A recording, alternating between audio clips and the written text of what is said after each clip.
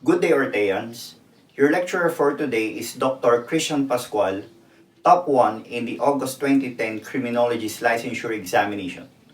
Don't forget to subscribe and press the bell button to receive the latest updates. Take it away, Christian. Okay, let's look at the question. No? It's the legal act of entrusting a child to the care of the department. So when you talk about department here, I'm talking about the DSWD or any licensed child placement or child caring agency or individual by the court, parent, or guardian. So tanggalin nyo na yung emancipation. Because when you talk about emancipation, it is the period at which you are finally free. You're finally liberated from your parents, diba? So, emancipation happens when you reach the age of majority. And I don't want to discuss emancipation thoroughly yet because I have a question about that later this afternoon. No? But emancipation is the time when you are liberated. Malaya ka na sa magulang mo. Diba? Pero sa Pilipinas, parang hindi naman nangyayari yan. No? Kasi in the Philippines, parang kahit nag-asawa ka na, nagka-apo, nasa poder ka pa rin ng magulang mo. Yan. So, but that is emancipation and that's different from what is asked in the question. No? Letter B, so a guardian ad litem, diba, is someone who is appointed by the court to take care of the,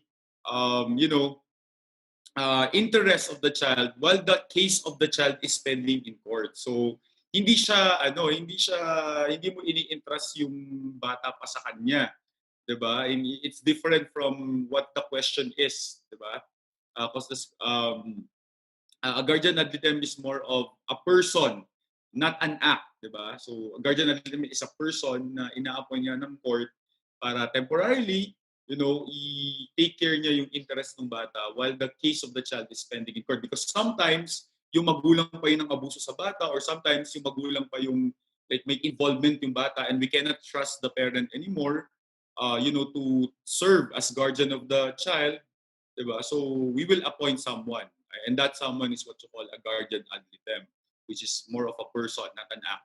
So it's either A or C, but the better answer here is letter A. And letter A is commitment or surrender of a child. Yan. So to the DSWD.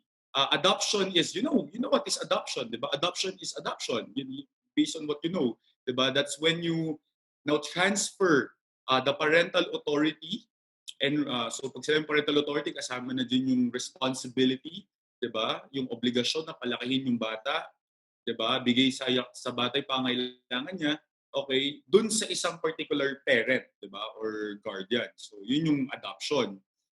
But the generic term for the which is the legal act of entrusting the child to the DSWD, a child placement, a child caring institution or individual,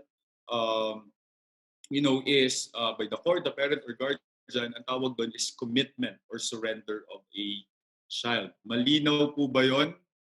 Clear po ba yun? If you want to learn more from him, take our Road to 1 Million challenge. If this channel hits 1 million subscribers, we will release the rest of his lectures. Or you can watch the rest of his lectures now by enrolling in Ortea Criminology Review.